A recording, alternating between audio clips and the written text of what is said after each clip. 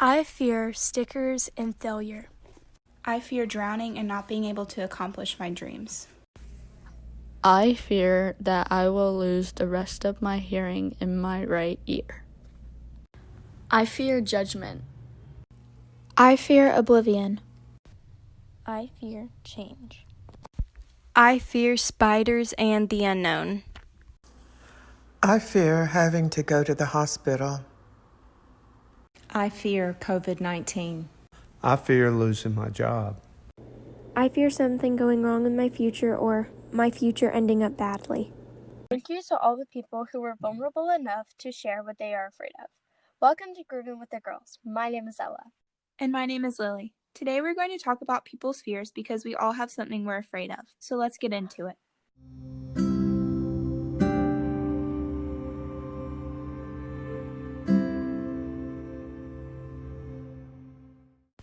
We talked to my good friend Elena about her fears and how she gets over them. Hey, so some of the things that I am scared of the most are spiders and the unknown. I think I'm mostly scared of spiders because they have a lot of tiny legs that creep me out. I'm scared of the unknown because I like to know what is going to happen next. I like having a plan. Being uncertain about what will happen next stresses me out and creates fear inside me. Although it's hard to get rid of fears, I think it's best to just trust that everything will be all right and live our lives without fear because it wastes a lot of energy. Next, we talked to one of our closest friends from back home, Chelsea. Hey Ella and Lily, thank you so much for inviting me on your podcast, and today I will be talking about what I fear. Being a teenager seems like you have so much more to fear than just snakes and spiders. I personally fear something going wrong with my future. I know a lot of people struggle with this because we all try to do everything in our power to get A's, hang out with great people, try to post only good, have great relationships with our teachers, and so much more. I know I've only been in high school for a short amount of time, but it seems like everything revolves around my future.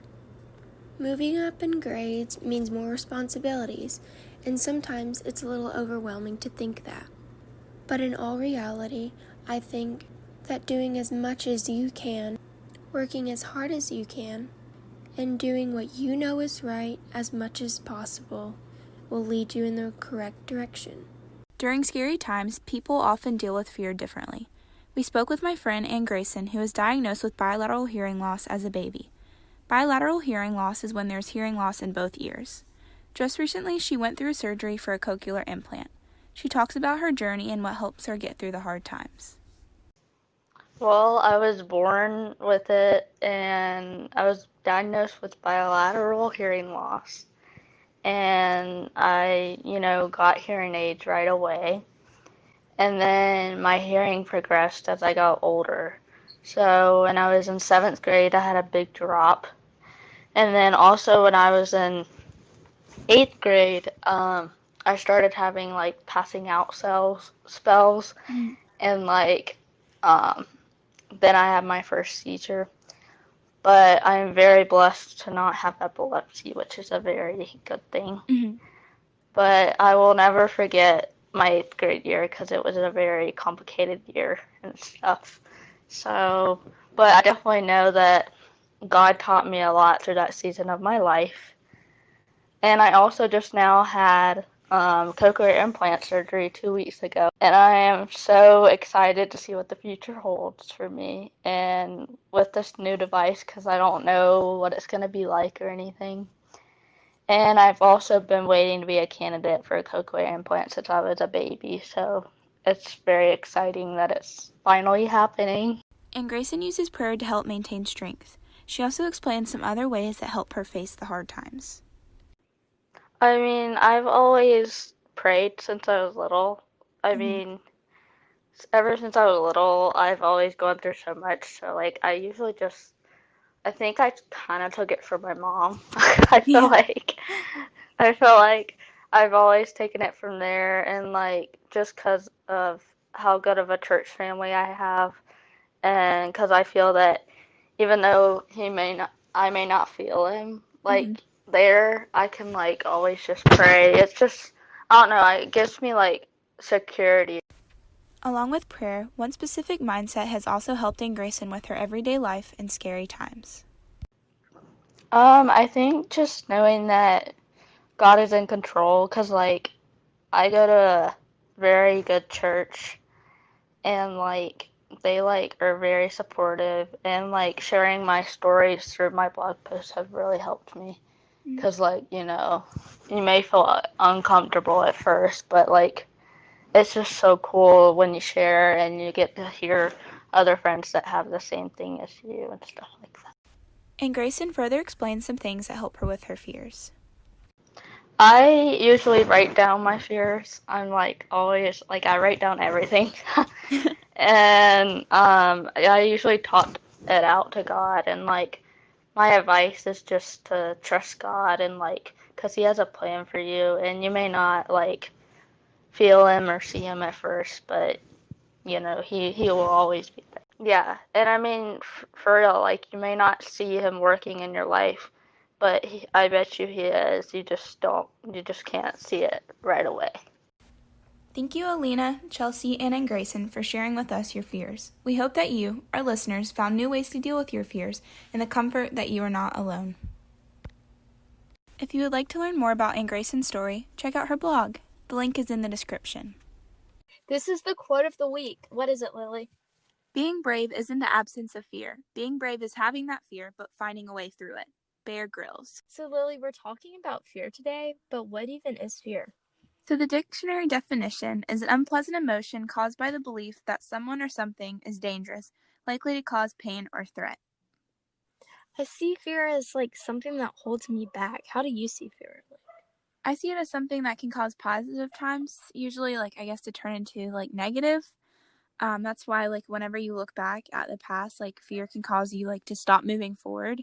So it's really important, like even if you fear something, that you like talk to someone about it, and that way they can help you move forward, I guess. I don't know. Yeah. That's how I see it. I definitely get that. Like if you're afraid of like failing at something, like you fail a test, you feel like you're failing in life or something, you don't get into a college that you want, like you need to tell somebody about it, and like because looking back on that failure or like looking back can like make those situations worse. Yeah, like when you talk to people too, I feel like just like when I talk to like you or like a friend or like my mom or my dad, like when you talk to someone, it almost feels like you're not you're sharing that with someone, like your fear, you're sharing it with them. So it almost takes a little bit, I guess, of that weight off of you, which is nice. Takes it off of your shoulders. Yeah. Okay, so like I know like I'm afraid of stickers. I'm not proud of that, but it's definitely something I'm scared of.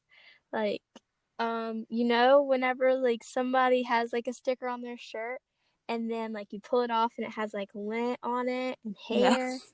Yeah. Ugh, disgusts me. Oh my And goodness. like people will like put stickers on me and I'll freak out and I'll start screaming because like it's disgusting. And like, oh my gosh, like just thinking about it now disgusts me and makes me like afraid of stickers even more. Oh my gosh. Was it like, did something happen when you were little that made you scared, or is it just like just now?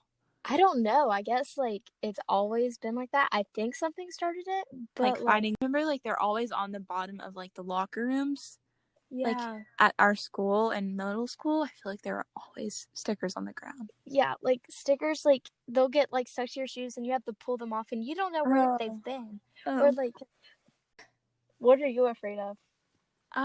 Well, I'm kind of afraid of drowning. Like, I know like drowning's like correlated with water. I'm not really scared of water though, but I do fear drowning because it's like, I don't know, it's just something that you hear and see a lot of, I guess. Not necessarily with like teens, but like younger kids. And ever since I was little, like I had some really bad swimming like teachers, like jump, like because I was like learning to swim maybe a little bit later than people, but it was still like normal. And so the people would make me jump into like 12-foot water, like already scared of it as it was, and then making me jump in like did not help. And I don't know, like I've never really had bad experience with water because like I'm fine as long as it like doesn't go too far above my head. Yeah. But like when I get into water that's like a lake or something, I get a little anxious.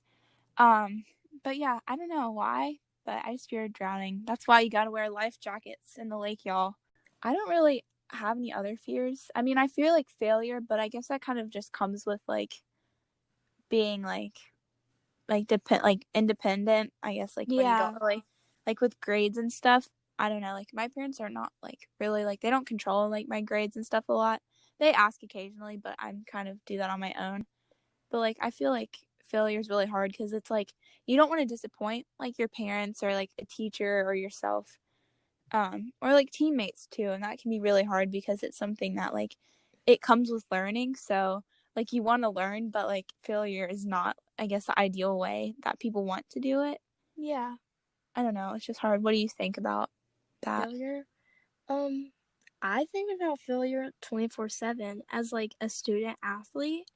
Yeah, same I here. always, yeah, you're a student athlete too. So, and like other kids, I know like kids taking APs, they think about it too. If I fail this test, what is going to happen? Like, it's going to ruin everything. Like It's one gonna ruin test can ruin your life. Yeah, it's going to but I ruin mean, my really GPA. It's going to but, ruin yeah. all this stuff. And really, like, we have to realize that it, like, failing one test isn't going to ruin you, but it's always something you're worried about and anxious about and like scared of, because like if you fail this test, what is your family gonna think? Like they or what is your teachers gonna think? Like you're in that honors AP class or whatever you're taking for a reason, and then like you go and like get an F on a test, and they're like, are you even supposed to be in that class? Are you even smart enough? Like all these things are going through your head. And if anybody feels like you're not good enough for stuff like that and you're like feel like you're a failure, I just want to tell you that you're not. You're Right. like it does not define you. Yeah, one test does not define you. One test score, one bad game, one bad like run or anything. Like it's just a learning process, and like teachers understand that, coaches understand that. Going along with like fears, like all those things are really scary and you're fearful of them, but we also should talk about overcoming fears, because I think that overcoming fears really like shows development in our personalities. Yeah. So, have you overcome any fears, or do you have any thoughts on overcoming fears? I've overcome some fears. I'm trying to think of like some major ones. I did have a fear of change. Like when I was moving and losing friends, and like I feared that like, you know, my life would totally be so much different, like for the negative. Yeah. Since I was moving to an area I wasn't really familiar with. Like I guess most people don't really know the area they're moving to. Yeah. But like just like a little bit of advice, or if you're going through some stuff that maybe like change, maybe you're going into high school or something, but like I guess just like take it as like it's happening, and like realize that like there's nothing really that you can do about it. And like even though change can be really really scary, there's always going to be a positive that comes out of it.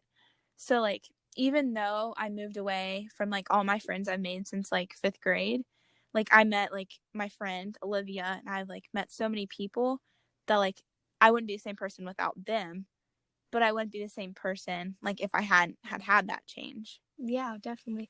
So, Also, overcoming fears is all about your mindset. yes. Because if I don't want to overcome something, and if I don't have the correct mindset whenever I experience that fear, then it's not going to work out. Because if I'm afraid of, let's say I'm afraid of heights, and then I'm at a mountain or a cliff and I don't want to look out amongst that view, like it's my fault if I don't get over it. Like I need to go over there, and like you have to be constantly putting yourself in situations where you're experiencing that fear and knowing that like you are in control of whatever is happening. Right. And like too, like, you know, you're in control. So like there may be a fear that maybe you're not ready to overcome or something like that. And you just need to know that and say, okay, like what's like something else I can do? Or maybe I could do this that may slowly lead up to it. Like maybe I could like swing on a swing set if you're afraid of heights, because I mean some swings get really high. Or even do VR, virtual reality.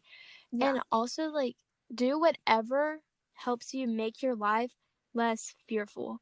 So you want to be living your life fearlessly, and so find ways to make you less fearful of what's in your life, and like diagnose everything that makes you afraid, and really try to like block those out and like change that, you know? Right.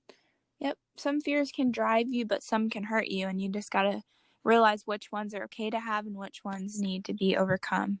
Like my fear of like water and drowning, like that's something that I need to fix. Yeah. Or I need to work on because that's like a safety issue. Or, there's some things that you can have and just know your limits, but there's others that you need to fix. Yeah, definitely. So we've been saying live fearless, don't live a fearful life. Well, really, both of us, we kind of got that from Sadie Robertson's book, Live Fearless. Right, Lily? Yes, y'all should totally go read it.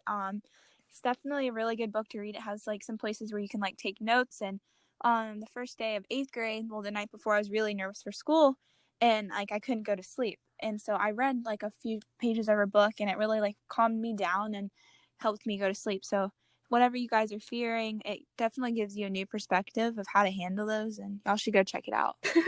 Fearing isn't even a word, but I get what you're saying.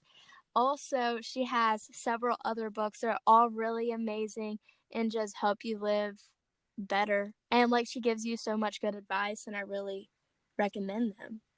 Fearing is a word. No, it is not. Yes, it is. It is not.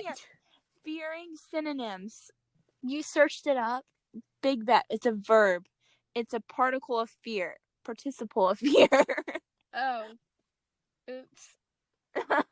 It's okay. I didn't think it was either, but it's a word. It's a verb. Fearing. We thought it would be fun to answer some would you rather questions based on some common fears. Feel free to think about what you would rather do. Would you rather go in a cave full of snakes or a cave with a family of bears? I would rather go into a cave with a family of bears because snakes creep me out. Yeah. Okay. Ella, would you rather swim with great white sharks or skydive off of a plane? Okay. So, I used to think it was just going to be swimming with great white sharks, but now I want to be more of a daredevil and skydive off a plane. Definitely. Would you rather be covered with dirty stickers or locked in a small room? I would rather be locked in a small room because stickers, like, you don't really know where they've been, and it's kind of gross. Yeah. So, would you rather eat one spider or wear gray for the rest of your life? I think I would rather eat one spider because if I wore gray for the rest of my life, I think I would get bored with it. Yeah, same here. Oh, my turn. Would you rather run in the middle of the night when it's darkest or experience paranormal activity? I would rather run in the middle of the night, like when it's really dark, because like ghosts, even though I kind of don't really believe in ghosts, I still don't want to be involved in that. Yeah. Okay. Would you rather get stuck in a fire or get frostbite? I think I would rather get stuck in a fire, mostly because I like warmth better than cold. Yeah. Would you rather be on the same campsite as a rabid dog or step on a yellow jacket hive/nest? Not sure which one it is. I would rather be on the same campsite as a rabid dog because you could like hide from it, I guess, in your tent. Would you rather live in a haunted house for a year or climb the Empire State Building? I feel like I would climb the Empire State Building because like that way like the thing that's haunting the house won't come and kill me, and like climbing, like I'm not that afraid of heights, so climbing the Empire State Building wouldn't be that bad, you know. Yeah, Except I it's super think it'd be a tall. really cool experience to do that. Wait, I'm like climbing like the outside or the inside? Outside. Oh, like on one of those belts where people Yes, like like do the windows? No, like climb like the movie Climb. Oh my gosh, I would love doing that. Yeah, that'd be really cool because I feel like if you have the right equipment, you're gonna be fine. Yeah, like if you're attached in, and then just don't look down. Yeah, don't look down. Yeah. That's what I would do. And I could like break in like a window to get inside. Yeah. I'm just imagining the whole spy movie right now. To sum it all up, we all need to try to not let our fears prevent us from moving forward. Talking to a friend or a family member can sometimes help us fight our fears. Remember, one fear does not define you.